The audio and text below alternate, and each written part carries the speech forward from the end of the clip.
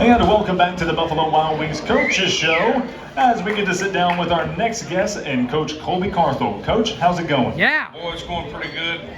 Appreciate you having us back. Good to be back here and still be playing football in December. Oh yeah, we love football in December. But real quick, before we talk about December, I gotta ask, how was your Thanksgiving? It was pretty much the best Thanksgiving ever. We got a lot to be thankful for, but Really? I always said playing football during Thanksgiving is the best way to spend it, but now there's a better way.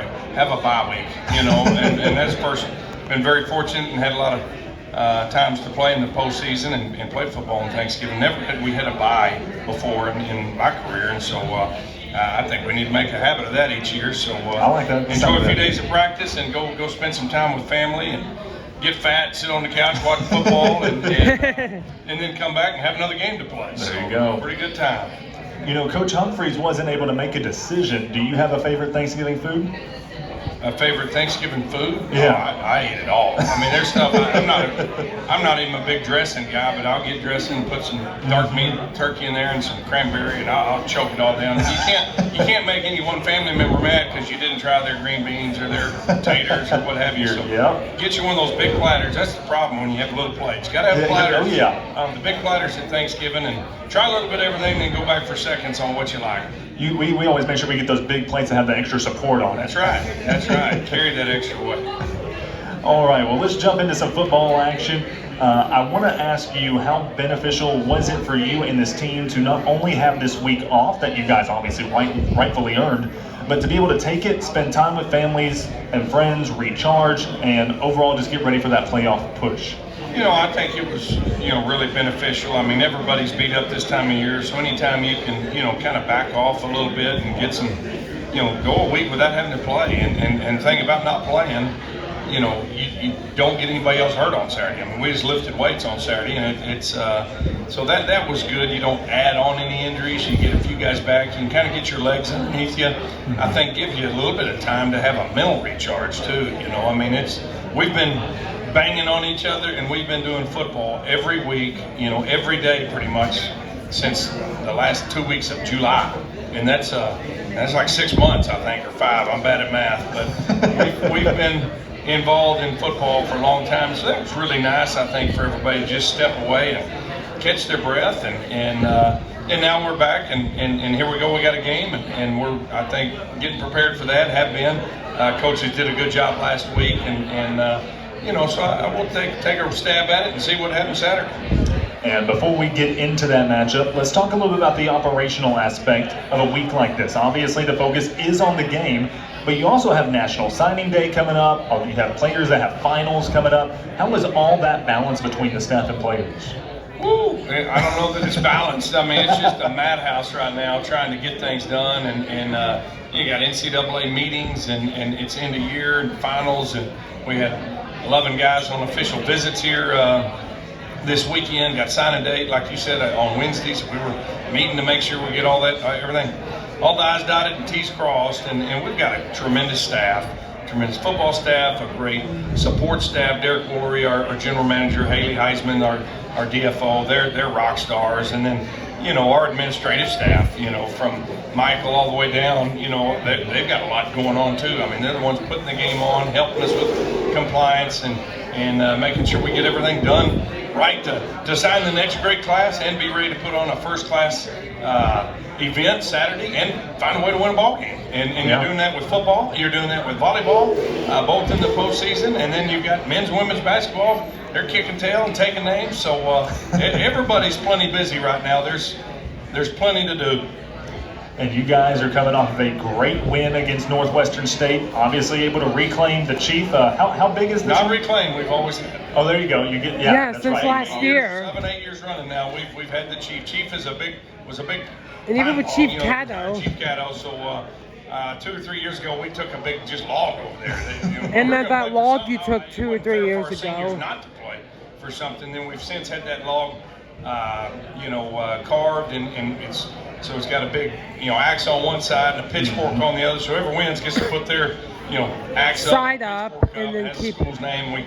And it's engraved in there. It's called the Chief. That way we can still have Battle of the Chief and still have kind of tip of the hat to the old days. And it's a big big trophy. Old Ryder there. Ryder's taking his picture with me. Exactly. And so he was Doing there again, good. so that was awesome to have our #1 fan there. I didn't see any more But of it was this. that's a rivalry game that means a lot to a lot of people. And to go over there and just handle business, you know, Dominate. it's 48-0 at half, and I think that really showed the committee that we deserved that first round bye, and It's a shout. that was a I'm good screen showing recording for it us, so a I don't really good miss night, this. and now we've been able to get our legs back underneath us and get a few guys healthy, and I'm now screen we'll recording this so I roll on can to round keep 2. it. Yeah, so actually talking about that game, the scoring opens up after a electric punt return from Bugs Mortimer, I believe his 4th of the season.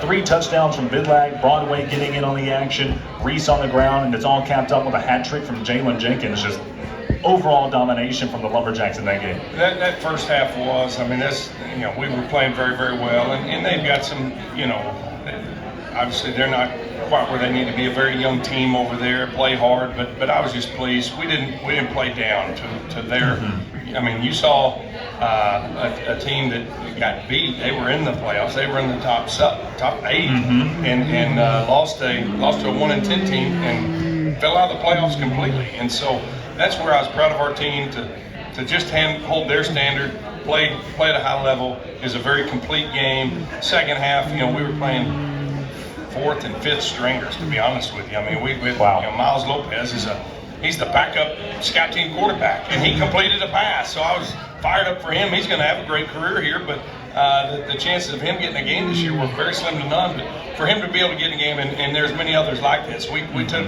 all the buses and we emptied them all. So everybody played in that one, you know, Thursday week ago. And the Southland Conference did a great job of promoting the Southland Conference teams into the playoffs. Ultimately, it was the Jacks that earned that spot with the 7th seed and a first-round bye. What were your initial reaction to seeing SFA's name pop up on national TV as that 7th spot? Well, that was, you know, that was cool to see. What was better to see was the reaction from our team. Oh, when absolutely. You saw how hard they had worked and what that meant to them, and just, you know, we didn't know what was fixing to happen, and then bam, it hits there. I mean, they were excited, and that was really fun, really cool to see their excitement, their reaction, because that was genuine. And we got such a neat locker room and some great kids in there that play this game the right way. And so to see their hard work and you know, Gave me a shout out. what they've done this year, you know, pay Saying off. I'm the #1 fan of SFA football. That national seed, that's not happening around here very often. And so with that being said, now we're here. ACU takes down Lamar in the first round, and now it'll be a long time foe with the Wildcats traveling to Nacogdoches. Part of the billing for this matchup is that it's a rematch of week 2. How much of an advantage is it for having seen this opponent before, despite there also being 3 months and a lot of football in between? You know, I don't know that there's much of an advantage or disadvantage for either team. I mean, I think both teams have improved since then. I know we've gotten better week in, week out, and are playing at a high level right now. Unfortunately, they have to, you know, and so they're playing really, really well. What they've done is they've changed. You know, about 6 weeks ago, you know, Keith Patterson, their head coach, he's a defensive-minded guy, and they had some, you know, situations they didn't like, some matchups, and so he adjusted what they're doing defensively. And man, I mean, they were a good defense. Now they're a great defense, and have kind of gone a little bit more to a 4-down front, and you know, playing almost a 4-3 type defense, and have completely suffocated people in the run game, made them really one-dimensional, moved the corner to safety, so they got great cover guys all the way around, and so they can sure make things hard on you to put points on the board and establish any kind of run game. And so both teams have gotten better. It'll be a good chess match. It's 2 good teams, I think, 2 well-coached teams. A lot of respect for their staff. I mean, you look at Keith Patterson, where he's been in the Pac-12, the Big 12, the ACC as DCs, and Nick Holt, you know, he was the defense coordinator for Pete Carroll out there at USC, Coach Troy Polamalu, and, you know, Graham Harrell 18 months ago was an OC in the Big Tens. I mean, they got some great coaches.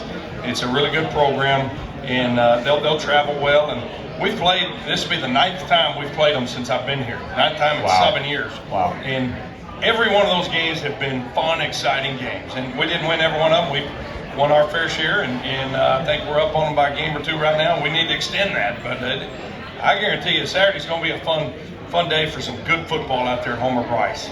You talked about some of the names as far as the coaching staff and also on the defensive end.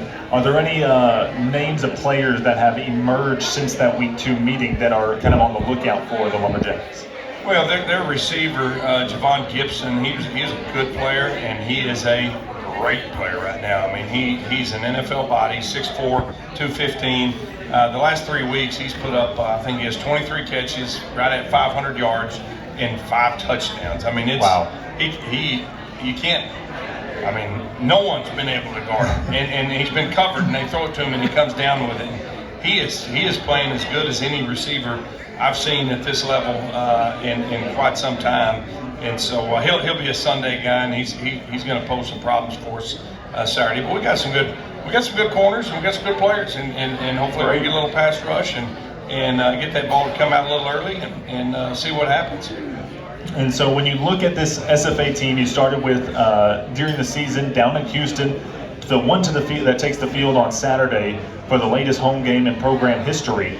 What are you most proud of in terms of what it took in those 13 or so weeks to get where you are today?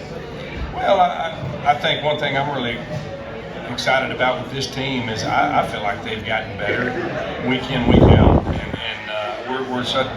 we were a better team week 3 than we were week 2, and then 4 than 3, and just each week, we're not perfect, and that's our goal. Our goal is to be the best version of the 2025 Lumberjacks we can be, and that's still a work in progress, but that's still the goal. And so I think they've been very intentional at, if there's something that we're not good at or not executing well, to be intentional during the week, coaches and players alike, to get those problems fixed and to play at a higher level. So they've done a good job. They've been a very coachable team, and you want to be playing your best football at the end of the year, and I think they are. And hopefully we've got our best game still in front of us. In terms of the other thing would be, we've played some teams. We've played big games, and at UIW and Lamar. UTRGV was a nationally ranked opponent. We played at a high level in big games, but they've also gone out against the Houston Christians of the world in the Northwestern states and continue to play at a high level. And that's a mark of a really veteran team and a experienced team that can go out there and it's about us. It's 60 minutes of Lumberjack football. It doesn't matter who it is, 85 Bears or, you name the school, Alto High School. I mean, it doesn't matter. All points in between. Go out there and do what you do. Play at your standard, and get better week in, week out. And I think they've done that. And a couple of weeks ago, it was the Lamar game. That was the biggest game in Homer Bryce. Now it's the second round of the FCS playoffs. That is the biggest game in Homer Bryce Stadium in decades. What does it mean to have such a historic game here in Nacogdoches, Texas?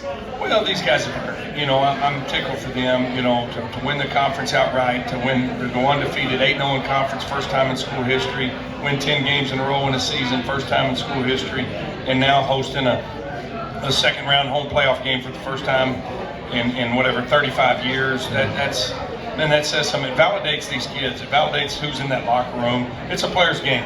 It's just we coach, but it's a player's game, and it's about these players. It should always be about the players, and so really excited for them because so many of them sacrifice so much to be here and turn down lucrative offers and opportunities to go play at other places with better facilities and fancier things and more money in their pocket, but they chose to finish their careers here, to get their degree from SFA. Some of them been here 6 years. I mean, in this senior class, you got four, 5, and 5th year seniors, and 6th year seniors, excuse me. I don't even know how to say that correctly, but they've been here a long time and they chose to finish here, and that means a lot. That speaks a lot to our university, that kids want to be here, to this town, to this region. People want to be around Nacogdoches in East Texas. We got a great quality of life here and great people, great support, and we need that to continue Saturday. We need to pack Homer Bryce, and this is a big game. This is one of the best teams that SFA has ever had in the history of the football program. I'm not saying it's the best, but with the things that they have accomplished this year, they're one of the best teams in the history of the school. And this year, probably going to be everybody's last chance to go see them in person, because if we're fortunate enough to win from here on out, we'll be on the road. Yep, that's definitely the goal. But Coach, it's a battle of purple. It's a rematch for the record books. How important is it to have Homer Bryce Stadium absolutely rocking Saturday afternoon? Everybody's, football seasons have kind of whittled down there across the high schools, so it's going to be a big game. I mean, it's two Division I football teams playing in the second round of the playoffs. Deer season's kind of winding down. Most anybody has shot, their deer, and they filled the freezer. So, the Cottons should be here. They're here at the radio show because they're done hunting. They've already shot 3 deer. They're done. So they're coming to the game, and there's a bunch more like that. So let's get everybody out there to support this team and watch some good football and support this university, support the band, the cheer and dance. I mean, it's going to be the big show. It's moved to 1 o'clock, so it's going to be time change. It's going to be a beautiful day, and the sun always shines on the Lumberjacks. It'll be shining on Saturday, so hope everybody comes out. 1 o'clock kickoff, Coach. Anything else you got for Jag Nation? Come on out and support them. Let's go get us one more. Let's do it, Coach. Thank you so much. All right, we'll be right back. Yeah! You're listening to the Buffalo Wild Wings Coaches Show on the Lumberjack Sports Network from Learfield. Colby.